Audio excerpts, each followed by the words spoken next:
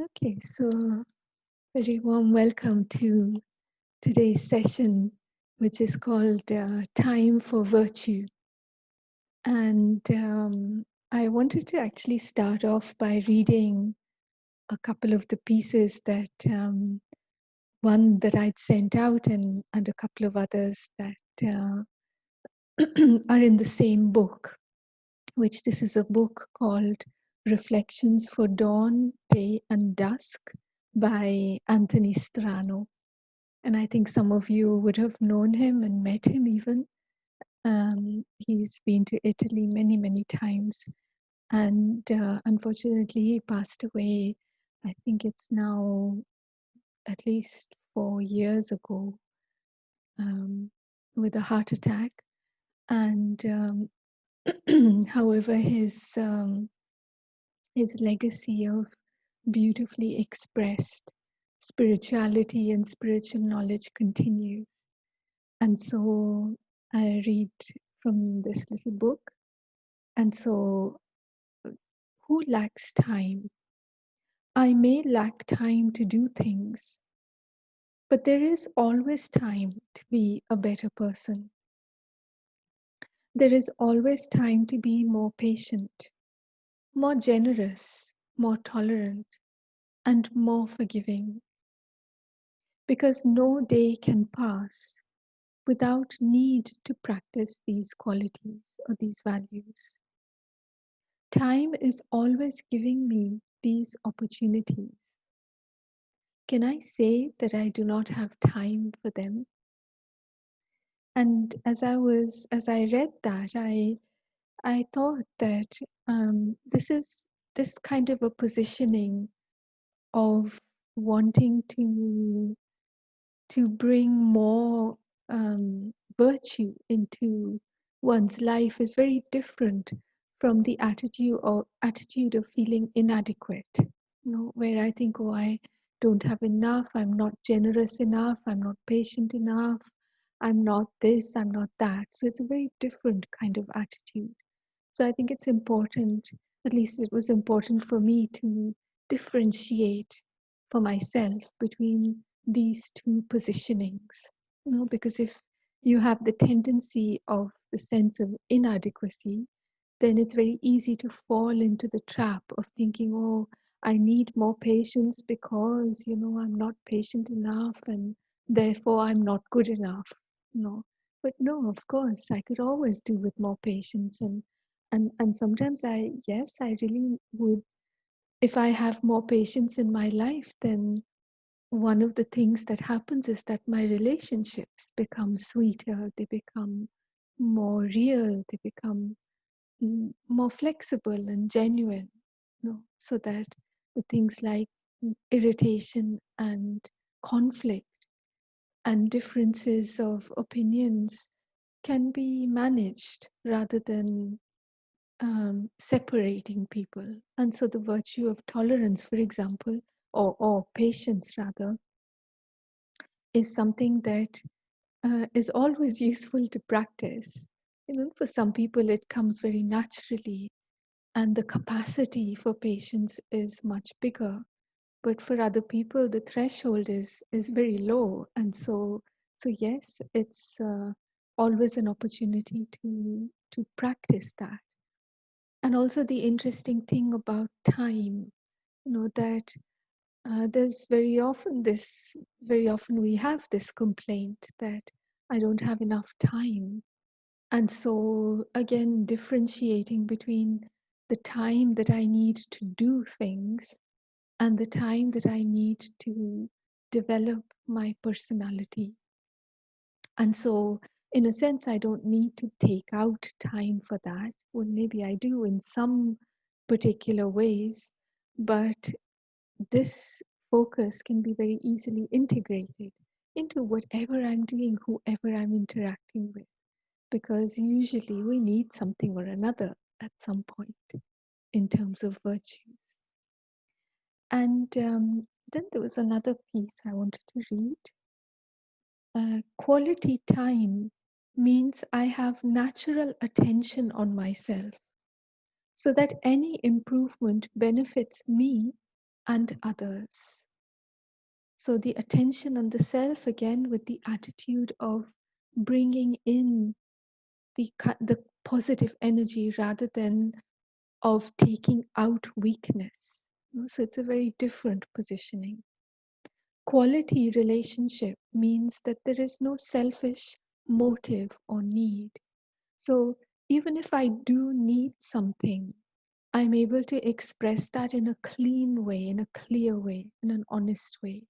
And where it becomes a problem is where I need something or I want something from someone, but I'm not able to, but I'm trying to hide it behind some other dynamic. So I may say, oh no, this is good for you and you should do this. But actually, it's just my need to feel secure or to control something. And so, quality relationship means that there is no selfish motive or need. Quality relationship brings me to spiritual empowerment. Spiritual power is the capacity to realize the self and keep myself free of selfish influence. You know. And so by realizing the self, actually there's the realization that what there is to achieve and to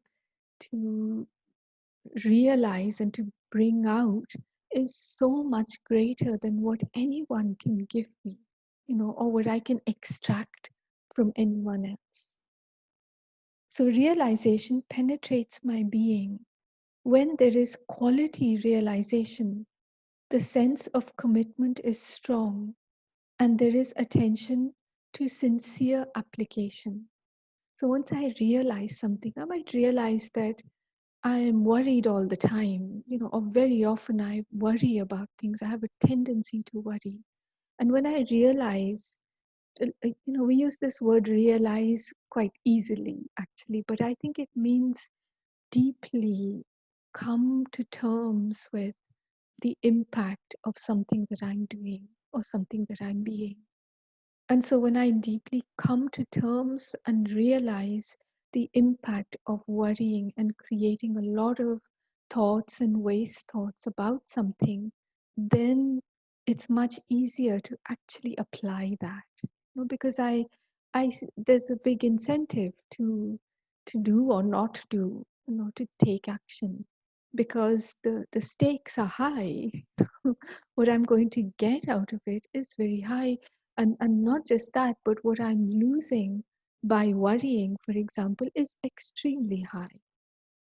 And so I realized that it's not worth it. And so the incentive and the push to change, to apply it, becomes much, much stronger. So when there is quality realization, the sense of commitment is strong and there is attention to sincere application.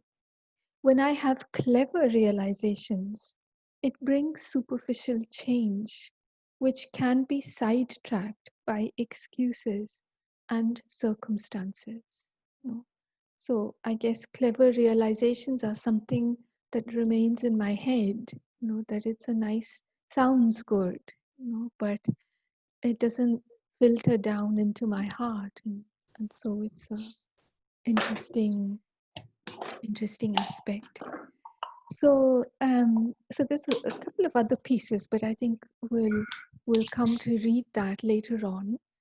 And I just, was thinking, when I was thinking about this subject, I was asking myself, what do I make time for every day that I could actually leave out? So in the sense that today we're focusing on two things. One is time and the other is virtue, and putting the two things together as well. So what Anthony was saying in that first piece is that there is always time for virtue, for developing virtue in our life. And also seeing why would I focus on developing virtues? What, in a sense, what value is there in that? And And I think it's an important question to ask the self, which we probably do whenever we invest our time and energy in anything. I think there's always that moment where I say, well, hold on, is this worth my while? No. Is it a good investment of my time and my energy? And so virtues they're often referred to as the beauty of human life. So not just about surviving, but about really enjoying my life. And I think just taking the examples of virtues like patience or courage or humility or tolerance or wisdom, I think when I begin to feel these qualities and use these virtues in my life, then my life becomes much more wonderful. You know, so the actual application, for example, of humility or of patience in itself may not be very sweet, because when I'm practicing humility, then maybe I am letting go of an attachment to being right, for example, or for other people seeing me as right. you know. But what I'm actually doing in that moment is that I'm letting go of a bondage. And as I let go of a bondage, at the same time, I'm practicing humility or I'm practicing patience. And the result of that is that number one, I'm freer because I'm stronger, I'm that much more powerful. But secondly, there's also, in a sense, that I've I've emphasized to myself and highlighted to myself that I can do it and still stay standing. That I can take it, in a sense. I have that ability for resilience, and that my relationships stay standing. And very often, you've probably noticed this, that when there are difficult moments within any relationship, and you stay in there and talk about it, have that difficult conversation, you come out much stronger, and the relationship becomes deeper and becomes that much more solid and probably sweeter as well. And so the value, in other words, the why it's worthwhile to develop these virtues is because they are really the way in which I can live my human life in the most wonderful way possible. You know? So that if I do have the capacity, for example, to tolerate, I might be able to tolerate physical pain without getting irritated and grumpy and complaining to everyone and everything. And of course, when people complain, you're less likely to want to help them. No. And so if I'm able to tolerate it in the sense that I have the strength to take it without being put down and without being weakened by it, I can pass through the pain and still be with myself, still be with other people. This is a big power. And so the virtue then becomes a power, and it empowers my life. And so we have, as Anthony was saying, we have many opportunities to practice these virtues. Maybe we don't always take the opportunities, and sometimes it all happens just so quickly that the opportunity flies by, and I realize afterwards, oops, in that interaction, actually, it would have been better for me to have practiced humility, for example, to not necessarily need to explain myself or justify or to prove something or to prove that someone is wrong and that I'm right. And so sometimes it's necessary to stand up for the self, but other times I can just let go. I don't need that. You know? And so, whatever it is, but the virtue of humility or tolerance or generosity, compassion, whatever it is, will be something that is extremely useful. You know? And so, um, so it's a question, that um, to think about any time something happens, which virtue is this an opportunity to practice? Anytime you feel uncomfortable, anytime there's any kind of a disagreement, an argument, a conflict, a difference of opinion, a dilemma, very often we have to make choices. Sometimes they're very difficult choices. And so anytime things are not, all smooth and happiness and light and wonderful, you know, that's an opportunity to practice something, to develop something. Because sometimes when we're in a very, very, very difficult situation, where it's intensely difficult, it's not a moment of practice, but it's a moment of a test, of an exam, to verify for the self how much tolerance do I have. And then afterwards, I can say, okay, I need to develop more of this. But it's the little situations that we can practice, the everyday things that come up, and very often they repeat. And so it's easy to kind of foresee things coming and prepare the self. And so that's about virtue. And then thinking about time. So on a very practical level, it's a question that I have: what do I make time for every day that I could actually easily leave out?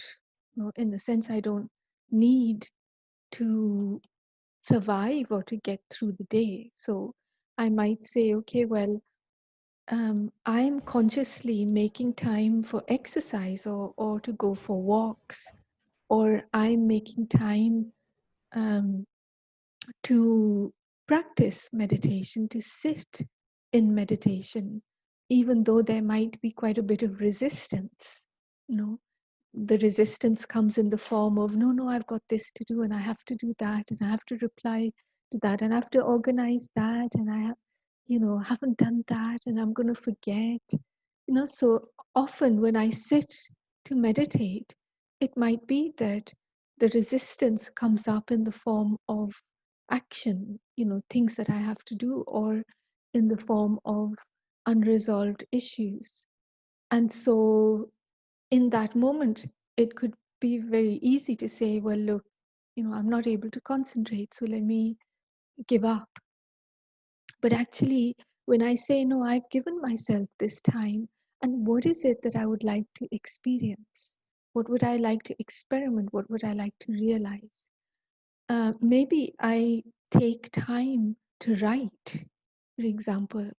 And this is something that is an amazingly powerful practice, which probably some of you do anyway, you know, and so would therefore know the power of that. Just writing, in a sense, anything, writing from the subconscious, writing what comes, what's important for you in this moment, and that opens up the mind and the intellect to receive, to perceive, to be clear. It clarifies the inner world, the inner dimension. And another thing I might take the time for, is to, in some way, bring order to something, which could be, putting my room in order, just putting a shelf, tidying up a shelf, putting something away, in some way, bringing order to a place has that is chaotic. And so this doesn't mean to be obsessed by order, or to leave things, in a complete mess, but it's choosing that physical action that then helps me to bring order inside. And so there's a big overlap between taking time for what's important for me that I could also do without, but I it's important enough that I am taking time for it, you know. And so then there's the question of taking time for virtue.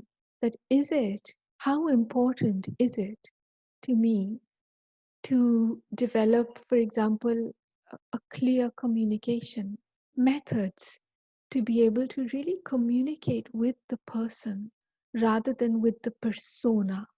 So it might be that someone, when they speak to me, they're always in a persona, they're always in a role, and you can't get to them, you can't talk to them. But maybe I do that, and that's where it's very useful to check, am I talking to this person from a role, or am I talking to this person from me, from who I am, not the role that I have. No. So if I'm a mother, am I talking to my child as me, or am I talking to them because I should be a good mother and therefore I have to say this and I have to do that? No? And so the energy that I'm expressing is very different. No? And so I think it's, for example, I take the time, which means I give the attention to that. So I'm able to focus on what is important to me, you know. And so this emphasis on taking time for virtue, to develop is that virtue focused awareness, where I really would like to develop this in my life because I know that it's going to bring that beauty, it's going to bring that well being. And I can do it. I don't need to wait for anyone or anything to actually bring it, to make my life more wonderful. Fortunately, that's such a good thing, is that I don't need to wait for someone to do that. I don't need to wait for them to change or to respond to me or to, acknowledge my efforts. No, it's completely a completely autonomous practice. Now, people may become a mirror for me, and it's very useful to have people around me because then I can practice even more, and maybe the opportunities to practice are actually more.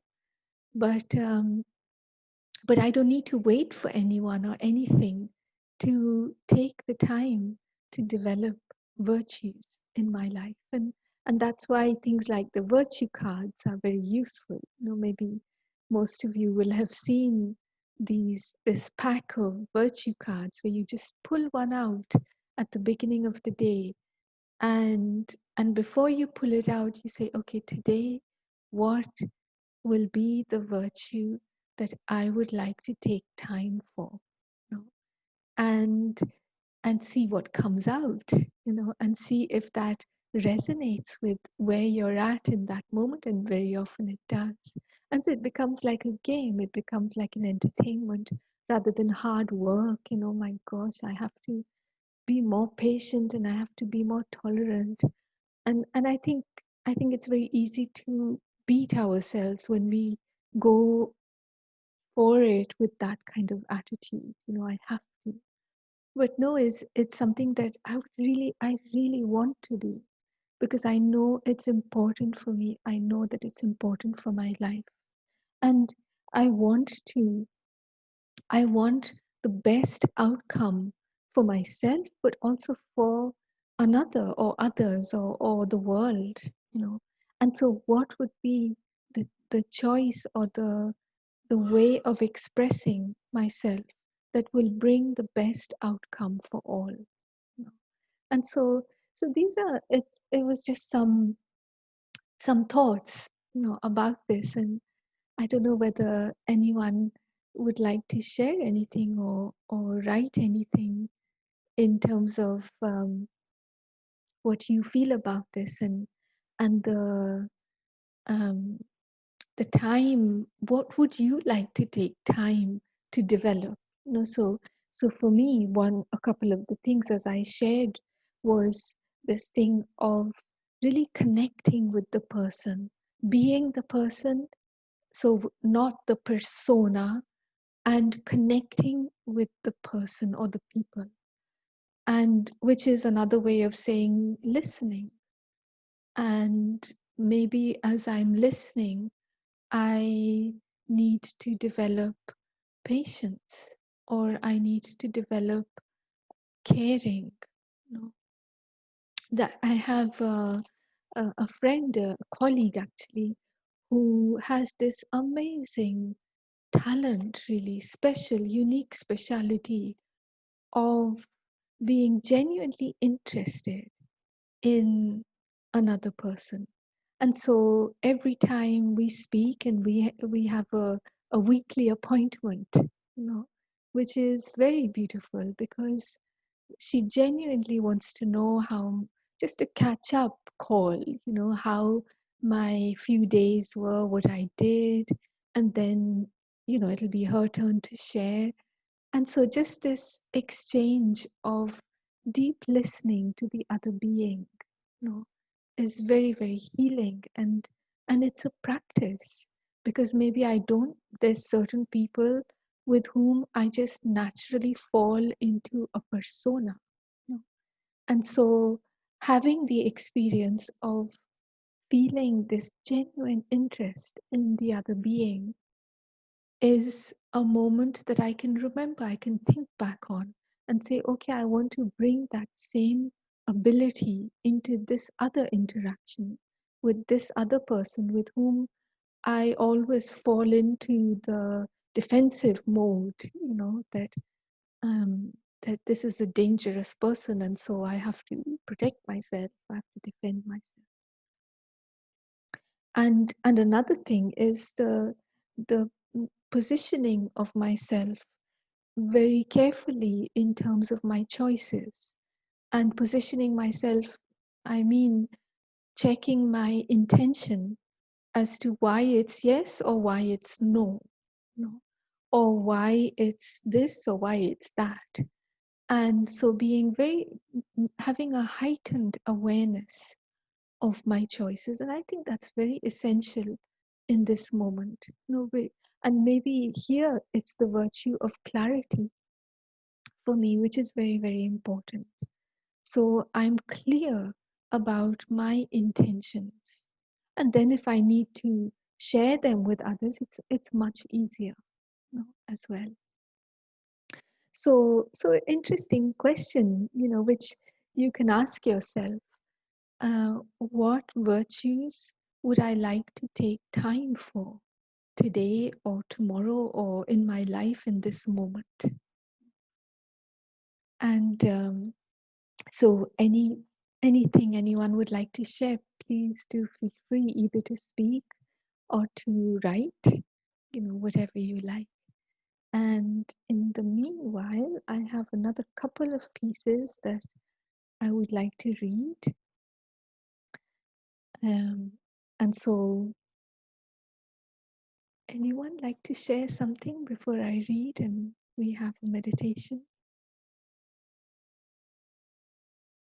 Just unmute yourself and you can speak or you can write, whatever it is. Any comment or any experience, any particular virtue that you would like to share, that you would like to develop or make time for, rather.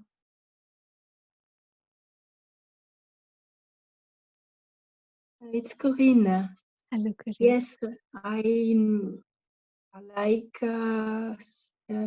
devoting some time to observe the nature.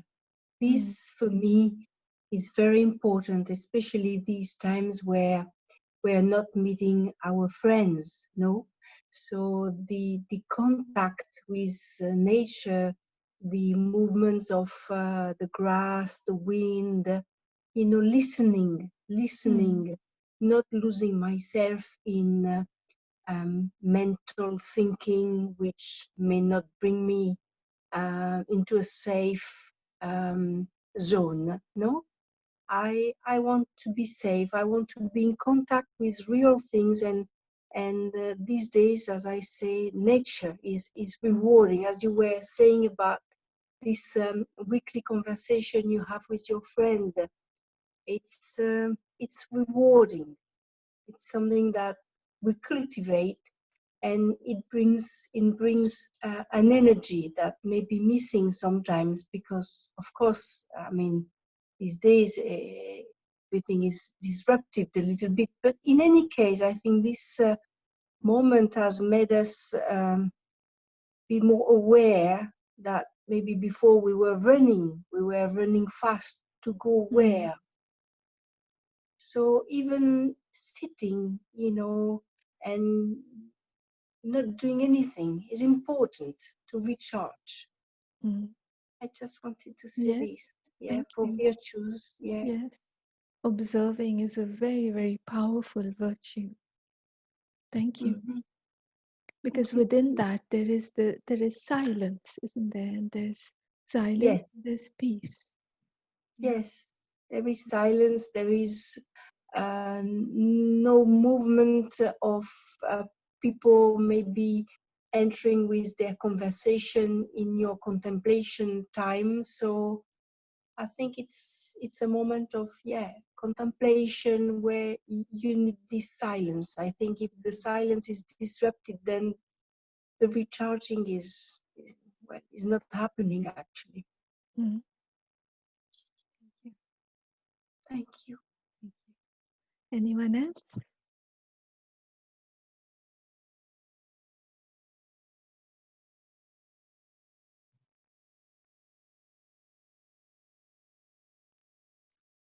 Okay. So, so I will read another couple of pieces from the same book by Anthony Strano, and then we'll have a meditation. And then, of course, you know, anyone who still would like to share, most welcome. So, if I'm asking others to show me love and respect, then I need to become worthy to receive love and respect. If I'm waiting for others to be virtuous and understanding, I can become what I want others to be. So I can become virtuous and understanding. If I'm expecting others to give me their best, then accept whatever they can give and begin from there. If I'm holding on to others, convinced that they are sources of my happiness, then I let go of these addictive supports. I am free.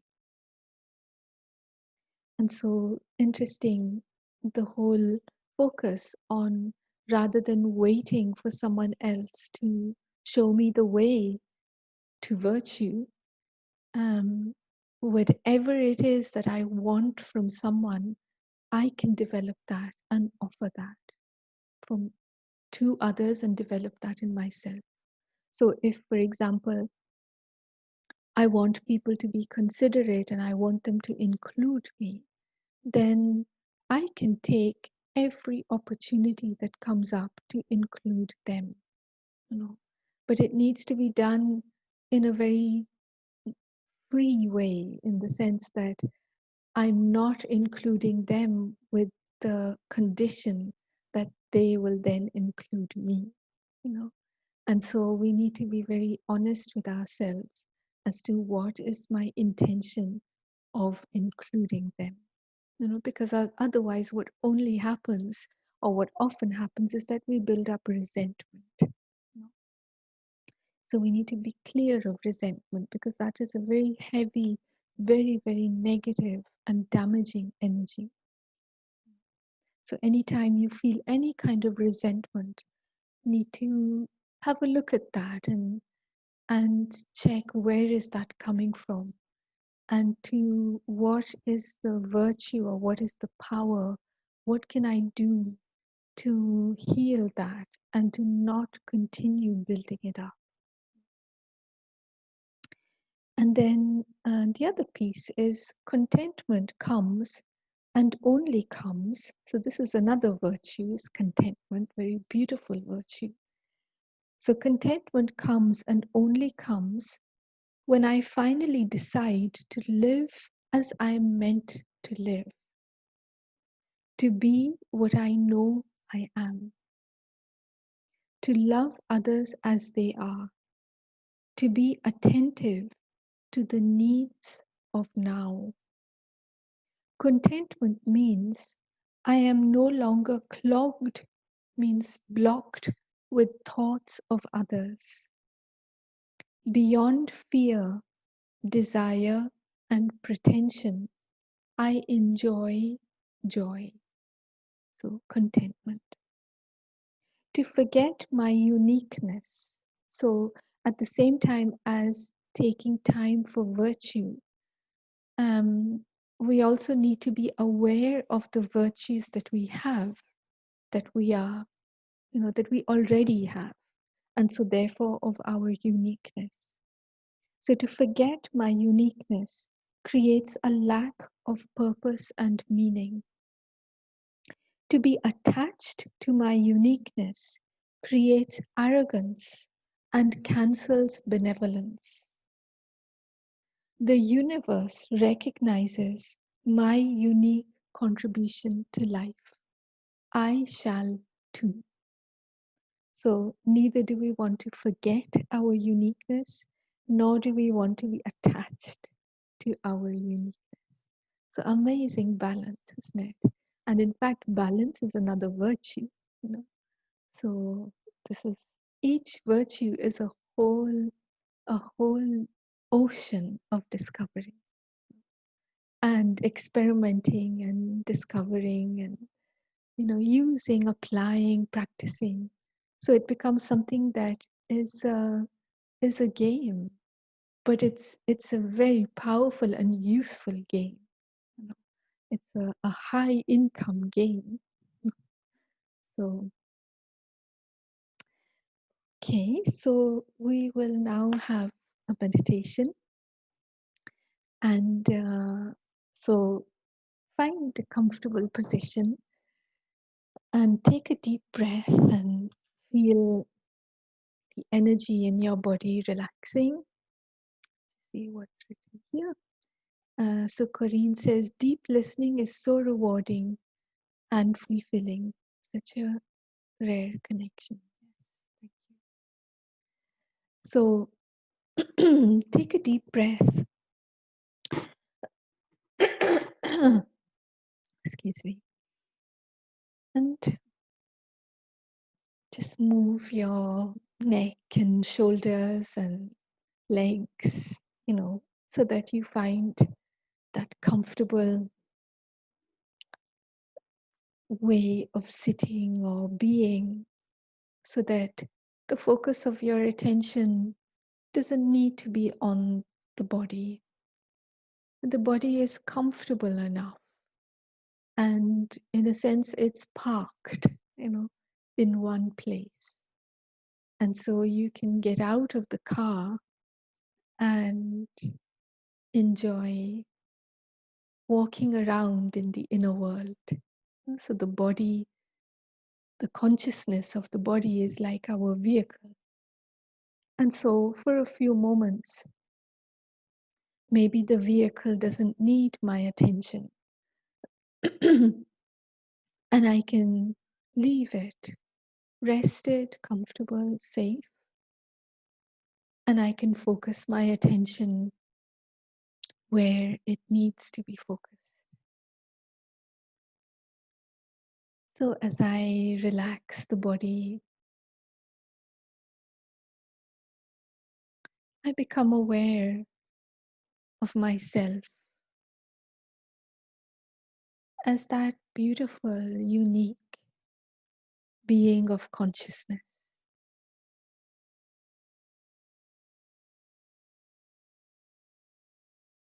Being that is becoming more and more aware of itself.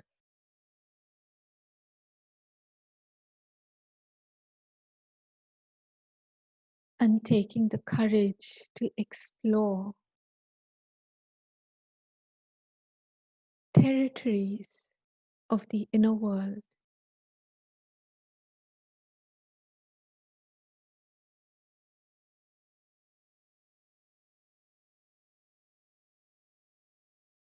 And so I visualize myself as a being of light, of pure living consciousness, like a bright spark of pure energy.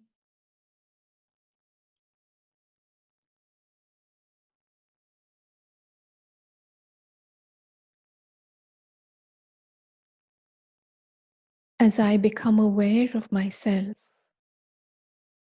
it is as if the light becomes brighter.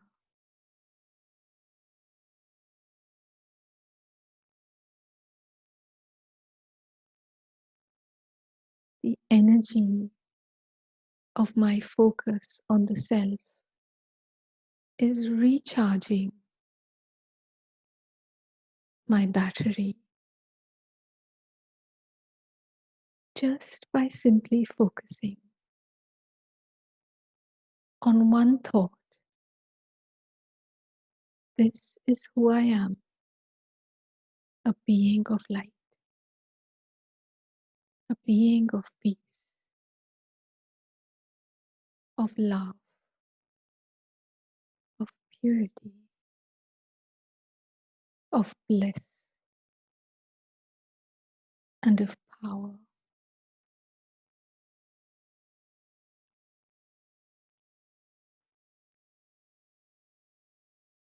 And the more I focus, the brighter the light becomes.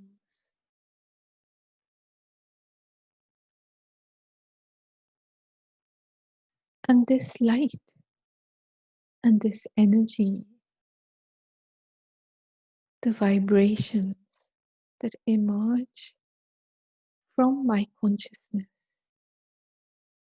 flood my mind.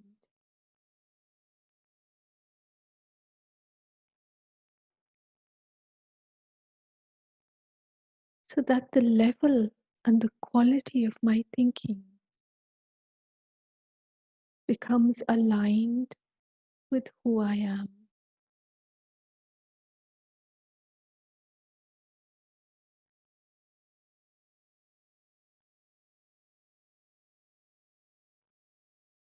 The thoughts of doubt,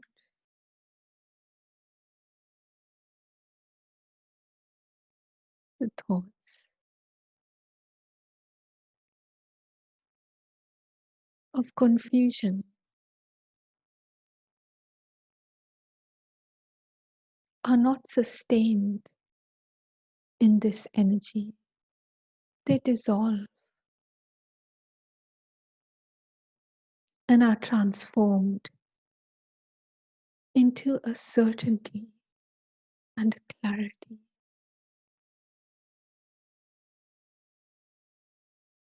I know who I am, and whatever I do will be filled with the energy of my being.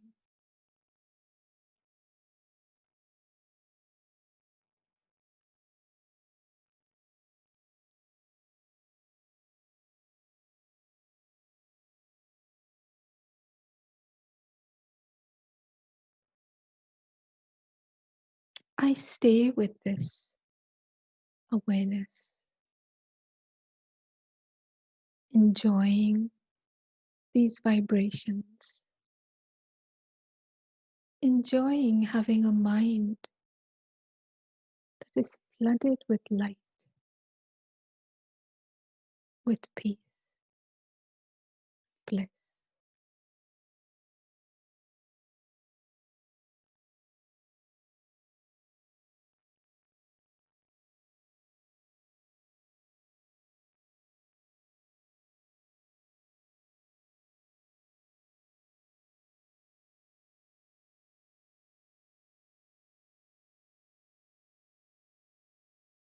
I know that anytime I choose to,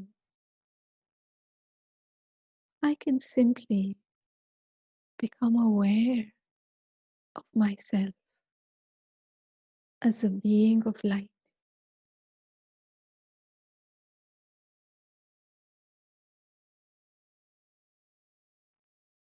And I can switch on the frequency of virtues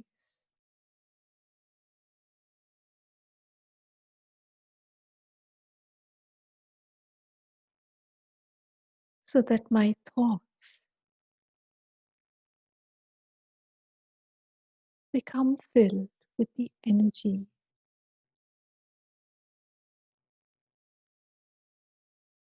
of these virtues, and the rest happens easily. My words and actions and interactions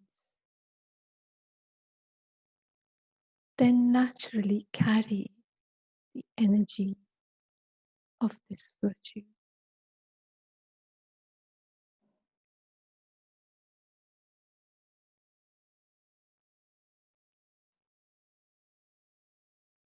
I stay for another moment, bathing in the light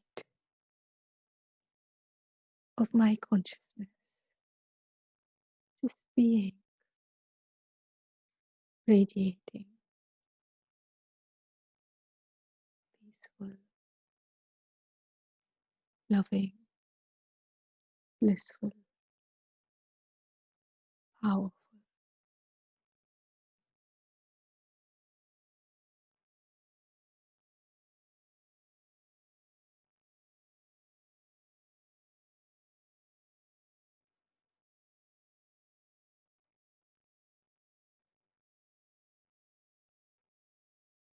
Then I take a deep breath, filling my body with oxygen,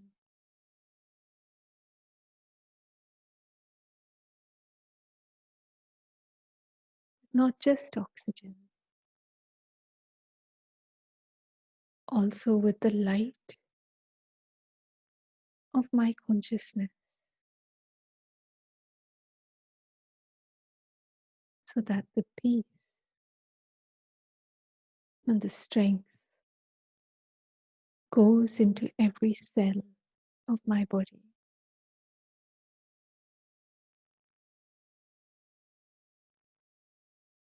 healing, strengthening, also on the physical level.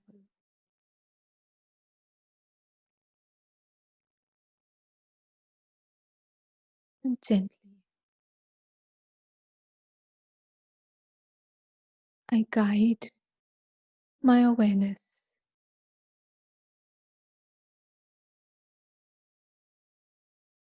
to my physical surroundings,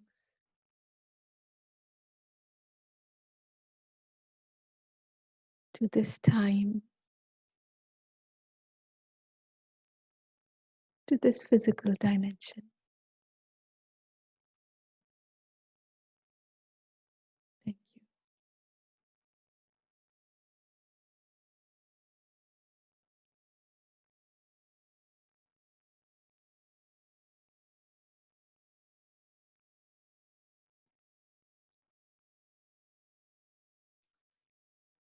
So thank you very much. If there's anything anyone would like to share, we have a couple of minutes.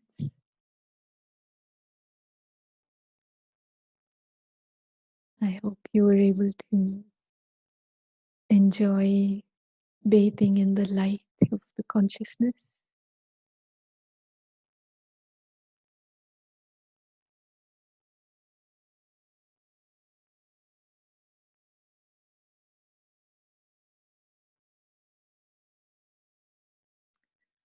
So thank you very much, and have a wonderful afternoon, and all the best with experimenting and enjoying the experience of taking time for virtue. Thank you.